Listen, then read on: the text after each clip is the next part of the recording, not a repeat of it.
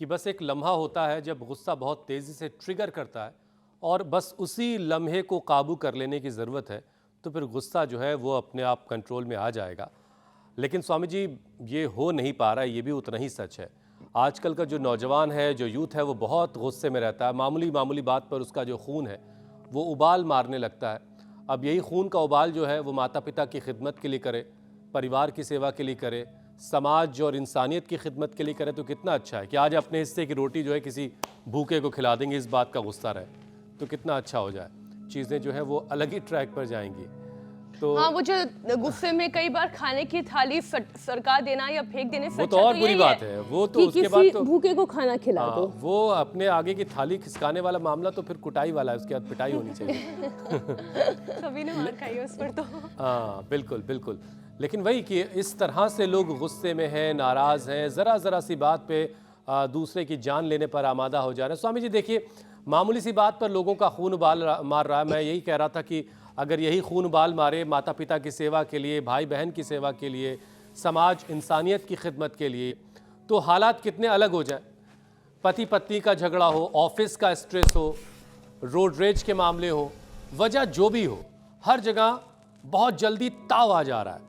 तो स्वामी जी, योगाभ्यास तो आप करवा ही रहे, लेकिन ज़रा अपने यूथ्स को, यंगस्टर्स को ज़रा समझाइए कि गुस्सा ना करें वो, और इसके लिए वो कैसे खुद को तैयार करें और कैसे गुस्से अपने को किसी पॉजिटिव डायरेक्शन में बढ़ा ले, उस ताकत को किसी और दिशा में कैसे लगाएं, अच्छी दिशा में। अपने आक्रोश को, अपने भीतर की ऊर्जा को, अपने भीतर की एनर्जी को, अपने ताकत को वो रचनात्मक कार्यों में लगाएं, सृजनात्मक कार्यों में लगाएं, घर में, परिवार में, बिजनेस में, व्यापार में लगाएं। ये इसके साथ देखो, एक बड़ी बात कह रहा हूँ, पीछे झुके आगे झुके, इससे भी गुस्सा शांत होता है।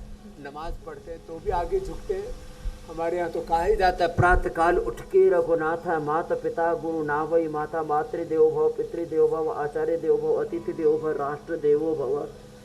भोर में उठ करके माता भूमि ही पुत्रो हम पृथिव्या, ऐसे आगे झुके। ऐसे झुकने से भी गुस्सा शांत होता है।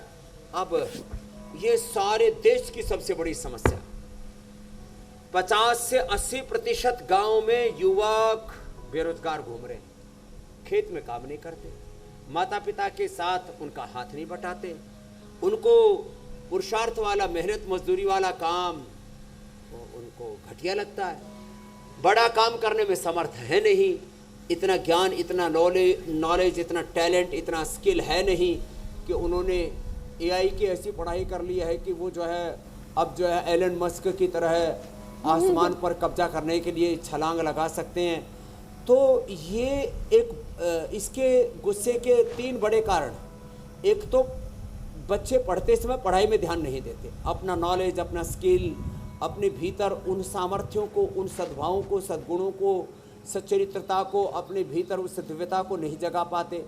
बाद में फिर उनको जैसा वो चाहते हैं वैसा उनको काम नहीं मिलता, बेरोजगार हो जाते हैं, फिर बीड़ी सिगरेट शराब पीने लगते हैं, कुसंग में पड़ जाते हैं, फिर इन लड़ाई झगड़ों में और फ्रस्ट्रेशन में, नशा, फिर उसके बाद में हिंसा, फिर चोरी चकारी और ड्रग एडिक्शन एक बहुत विध्वंस की तरफ बढ़ जाते हैं। इसलिए मैं तो सब युवक की वजह से आह्वान करूंगा, चाहे वो गांव में हैं, चाहे मिडिल क्लास में, जी स्वामी जी, इसी गुस्से की वजह से पुरुषार्थ करने का स्वभाव बनाए, सुबह सुबह 1 घंटा योग कर लें।